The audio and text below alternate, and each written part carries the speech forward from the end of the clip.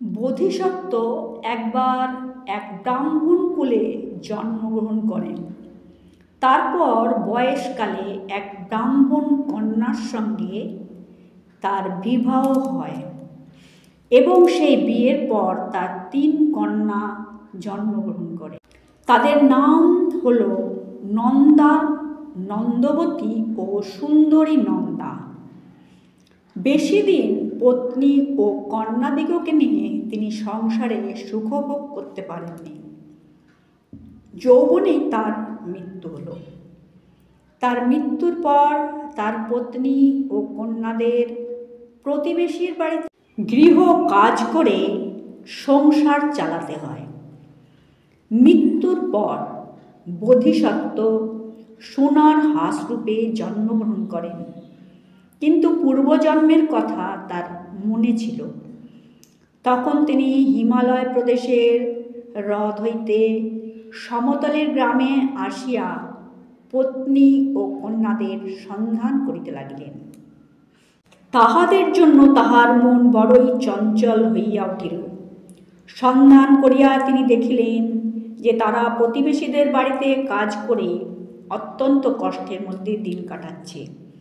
তখন বোধিসত্ত্ব ঠিক করলেন যে আমার পালকগুলো তো পাকা সোনার মতো, আমি যদি মাঝে মধ্যে একটা করে পালক তাদের দিই তাহলে তাদের বেশ সুখেই দিন কাটবে। এই ভেবে বোধিসত্ত্ব তাদের কুঁড়ে ঘরে গিয়ে পৌঁছলেন এবং ঘরে ঢুকে চাঙের উপর বসলেন।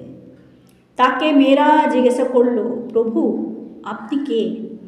বোধিসত্ত্ব বললেন, আমি তোমাদের বাবা। মৃত্যুর পর আমি সোনার হাঁস হয়ে জন্মেছি। এখন থেকে আর তোমাদের পরের বাড়িতে কাজ করতে হবে না। আমি মাঝে মাঝে এসে তোমাদের একটি করে সোনার পালক দিয়ে যাব। তোমরা এই পালক বিক্রি করে সুখে দিন কাটাতে পারবে। এই বলে তিনি একটি সোনার পালক দিয়ে গেলেন।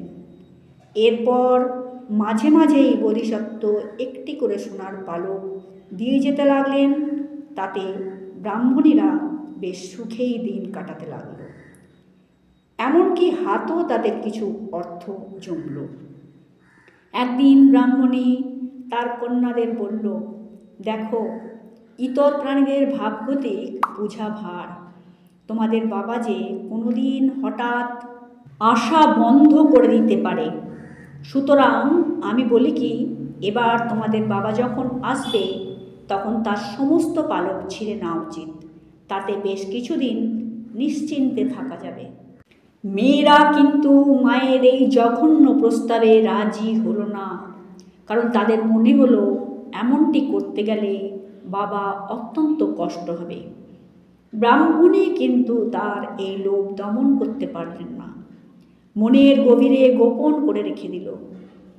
এরপর যেদিন বোধিসত্ত্ব এলেন সেদিন ব্রাহ্মণী মধুর স্বরে বলল, আর্যপুত্রে একবার আমার কাছে আসুন। ব্রাহ্মণীর ডাক শুনে বোধিসত্ত্ব কাছে আসতেই ব্রাহ্মণী তাকে জাপটে ধরে পটাপট তার সমস্ত পালক ছিঁড়ে নিল। কিন্তু এই কাজ বোধিসত্ত্বের ইচ্ছার বিরুদ্ধে হলো, তাই সোনার পালকগুলো সাধারণ পালক হয়ে গেল। এরপর বোধিসত্ত্ব উড়ে যাবার জন্য ডানা মেলে দিলেন, কিন্তু ডানাতে একটিও পালক না থাকায় তিনি উড়তে পারলেন না। ব্রাহ্মণী তখন তাকে একটি জালার মধ্যে রেখে নিয়মিত খাবার দিতে লাগলেন। কিছুদিন পর বোধিসত্ত্বের দেহে নতুন পালক বেরোলো। এবার যে সমস্ত পালক বেরোলো সেগুলো সোনার নয়, সাধারণ হাঁসের পালক মাত্র। তারপর একদিন তিনি আকাশে উড়ে গেলেন। কন্যারা তার মাকে ধিক্কার দিতে লাগলো। ব্রাহ্মণী অতি লোভের শাস্তি হাতে নাতে পেয়ে গেল।